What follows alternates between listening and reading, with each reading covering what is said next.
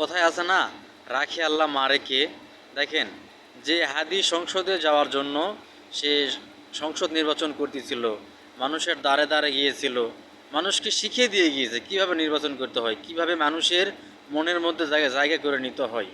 এই তরুণ রাজনীতিবিদ, তরুণ মাত্র শুরু করছিল, এই এই মুহূর্তে সে ঝরে গিয়েছে, কিন্তু অনেক সিনিয়র রাজনীতিবিদদের তাকে শেখার অনেক কিছু আছে। আসলে বছরের পর বছর রাজনীতি করার থেকে অল্প কিছুদিন রাজনীতি করে মানুষের মনে জায়গা করে নেওয়া যায়, হাদি তার প্রমাণ। দেখেন, হাদি হাদি যেতে চাইছিল, সে সংসদে যাবে এবং জনগণের প্রতিনিধিত্ব করবে।